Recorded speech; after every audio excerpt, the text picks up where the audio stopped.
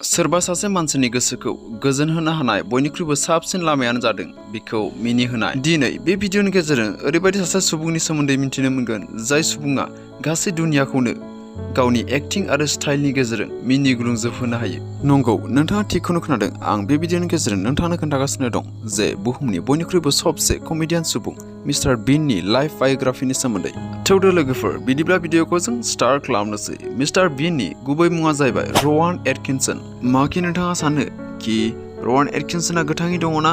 जुदि नोंथाङा मोनथिनो थाखाय बे भिडिअखौ जोबजासिम नायलां। रवान एटकिन्सन एबा मिस्टार बीना जेरै बियो गावनि कमेडि भिडिअसफोराव जोबोर फानि आरो जाम्पानि एक्टिं लायो, नाथाय बियो रियेल लाइफआव माब्लाबाबो बेबायदि नङा। थामहिनबा बियो बेफोरनि उल्थासो। नोंथाङा मिस्टार बीननि भिडिअफोर नायोब्ला नटिस खालामनो जानो हागौ कि बिनि रायज्लायनाय रावा एसेबां क्लियारै ओंखारा, जायखौ बर'आव बुङो थथ्ला होननानै। And my job is to sit and look at paintings. जायखौ इंलिशाव बुङो स्पीकिं डिसअर्डार। मिस्टार बीना स्पीकिं डिसअर्डार जानानैबो माबोरै बियो बिनि लाइफआव वर्ल्ड टप कमेडियान बिमुं लानो हादों।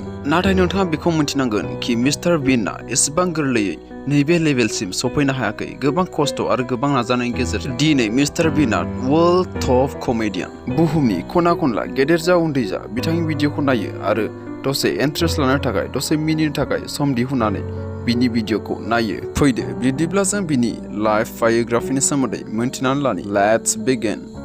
रवान एटकिन्सन, जायखौ गुसुङै मिथियो जों मिस्टार बीन। बिथांनि जोनोमा 6 जानुवारि 1955 मायथाइयाव इंलेन्डनि कन्सेस सोहोराव मोनसे गोरिब मिडल क्लास फेमिलियाव जादोंमोन। बिनि बिफाया सासे आबादारि आरो बिमाया सासे हाउस वाइफमोन। उन्दैनिफ्रायनो मिस्टार बीना गोबां खेला गेलेनो मोजां मोनो आरो गोबां जाथावथारै महर बानायनानै गावनि लोगोफोरखौ मिनिहोनो आरो सिगिनो मोजां मोनोमोन। बेजों लोगोसे मिस्टार बीना फरायनायावबो जोबोर मोजांमोन। बिनिखायनो निउकासल इउनिभार्सिटिनिफ्राय बियो इलेक्ट्रिकेल इन्जिनियारिंआव ग्रेजुएशन पूरा खालामो आरो बेनि उनाव अक्सफर्ड इउनिभार्सिटिनिफ्राय बियो मास्टार डिग्रीबो पूरा खालामदोंमोन। कलेज फरायनाय समाव फरायनायजों लोगोसे बियो फिसा फिसौ केरेक्टारआव एक्टिं खालामनो सुरु खालामो। बेबादिनो मिस्टार बीना स्क्रिप्ट लिरनोबो सुरु खालामो आरो बे स्क्रिप्टनि केरेक्टारफोरखौ एक्टिंआव माबादि नुगोन, बिसोरनि एटिट्युडफोरा माब्रै जागोन, बेफोरनि गेजेराव बियो कमेडि लाइनखौ बिराद मोजां नुयो आरो बिनियाव लासै लासै सेल्फ कन्फिडेन्ट बारायनो हमो। जुदि बियो एसे नाजायोब्ला वर्ल्ड टप कमेडियाननि लाइनाव फैनो हागोन, बेखौ गावबो फोथायनाय दंखायोमोन। आरो बे थांखियैनो बियो कलेज फरायबाय थानायजों लोगोसे माखासे प्ले एक्टफोराव पार्टिसिपेट खालामनो हमो। नाथाय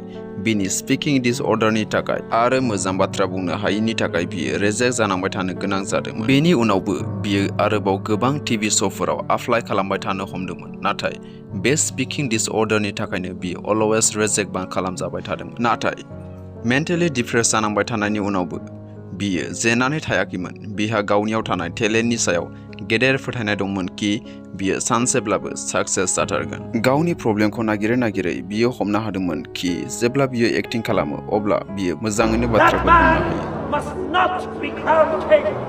नाथाय नर्माली बिनि बाथ्रा बुंनाया एसेबां क्लियार जायामोन। बेनिखायनो बियो गावनि कन्फिडेन्टखौ आरो बारायनो नाजाबावो। बेबायदिनो बियो जेननानै थायालासे आरोबाव बियो एप्लाइ खालामनो सुरु खालामफिनबावो आरो बे खेबावबो बियो मोजां महर आरो बडि फिटनेस नङिनि थाखाय बियो रेजेक्ट जानो गोनां जाबावो। बेनिखायनो गोबां मानसिफ्रा बेखौ बुंनो हमदोंमोन कि फाग्ला जाबाय नामा, रावाबोथ' बिनो क्लियार जाखाया आरो नुनायावबो बियो बेबायदिनो, मा गोनांथि कि बियो एक्टिं लाइनाव केरियार बानायनो।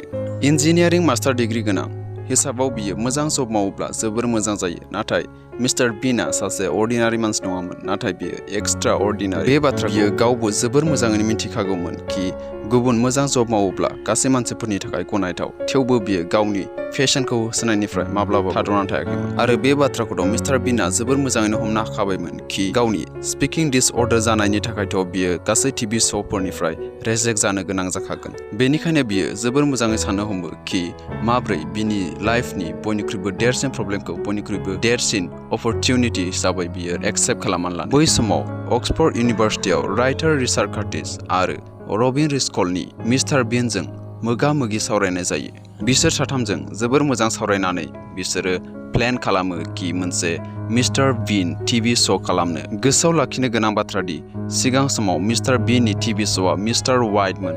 बेनि उनावसो बेखौ सोलायनानै 1990 मायथाइनि 1 जानुवारियाव मिस्टार बीन लाखिनाय जादों बेबायदिनो मिस्टार बीनआ जोबोर खम समनि गेजेरावनो जोबोर फेमास जादोंमोन आरो अनसायनाय मोन्दोंमोन बै समाव मिस्टार बीनआ हल ब्रिटेननि सासे बेस्ट कमेडियान हिसाबै सिनायथि मोन्दोंमोन आरो बिदिनो मिस्टार बीनआ दा विशेस फिल्मावबो खामानि मावदोंमोन बेनि उनाव 1994 मायथाइयाव बियो फर वेडिंग्सआवबो खामानि मावदोंमोन बेबायदिनो गोबां फिल्म बानाय मिस्टार बीनआ बेस्ट कमेडियान एक्टर महरै अनसायनाय मोन्दोंमोन बिथाङा 1955 मायथाइनिफ्राय 2003 मायथाइसिम रेड ड्रेस जनि इंग्लिश स्कुबी-डू इन ब्लू लाइन आरो लाभ एक्चुअली फिल्मफोराव एक्टर रलाव खामानि मावदों आरो बिथांनि गासै फिल्मानो ब्रिटेनाव बयनिख्रुइबो टप पपुलारिटी जादोंमोन बिनि उनाव 2005 मायथाइयाव मिस्टार बीनआ क्राइम कमेडि फिल्म किपिं ममआवबो खामानि मावदोंमोन आरो बे फिल्माव ब्रिटेननि फेमास एक्टर नील जनसन आरो रिचे रुसोखौबो नुनो मोन्दोंमोन 2011 मायथाइयाव जेम्स बर्न पेर'डीनि जनि इंग्लिश फिल्मावबो बिथाङा खामानि मावदोंमोन बे फिल्मा बिथांनि सुपारहिट फिल्मफोरनि गेजेराव मोनसे जुदि बिथांनि पार्सनेल लाइफनि सोमोन्दै बाथ्रा बुङो 1990 मायथाइयाव बीबीसीनि मेकआप आर्टिस्ट सुमित्रा शास्त्रीजों बिथाङा हाबा जायो बेन्जामिन आरो लिली बिथांनि गथ'फोरनि मुं नाथाय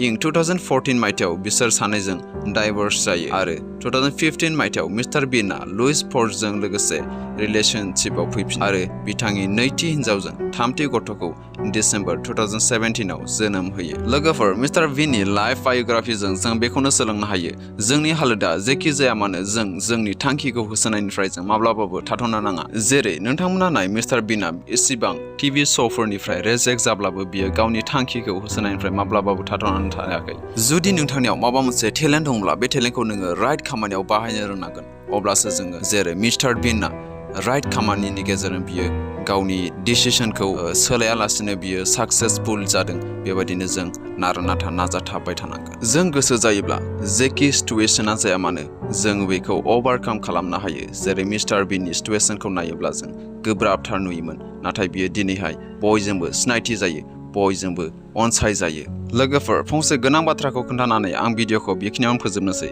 लोगोफोर नोंथांमोना मिथिनांगोन कि मिस्टार बीनआ दिनैबो गोथाङैनो दं बियो थैयाखै नोंथाङा जानो हागौ गोबां खेब खनसे नङा खननै खनथाम बिथांनि फेक निउज जेनाखि बिथांनि थैबाय होननानै खबर मोननाय बेखौ नोंथांमोना टुइटार फेसबुक इउटिउब बेफोराव नोंथांमोना माब्लाबा मोनबाय जानो हागौ नाथाय बेफोर गासिबो फेक निउज बिथाङा दिनैबो बे बुहुमाव गोथाङैनो दं आरो मोनसे रिक्वेस्ट नोंथाङा बिथांनि थाखाय आरोबाव गोबाव जोरनो थाखाय आरज खालामनो थाखाय आं नोंथांखौ खावलायबाय जुदि नोंथाङा जोंनि चेनेलखौ सापर्ट खालामनो गोसो जायोब्ला अन्नानै बे चेनेलखौ शेयार खालामना होब्लानो जाबाय आरो नोंथाङा बेबायदिनो भिडिअ नायबाय थानो गोसो जायोब्ला अन्नानै चेनेलखौ साबस्क्राइब खालामना लादो आरो बेल आइकनखौबो अन्नानै अन खालामना लादो मानोना जेब्लानो आं गोदान भिडिअ आपल'ड खालामो नोंथांनि सिगाङाव नटिफिकेसन हाबहैनाय बायदि Okay, for now, thank you. Bye-bye. Goodbye.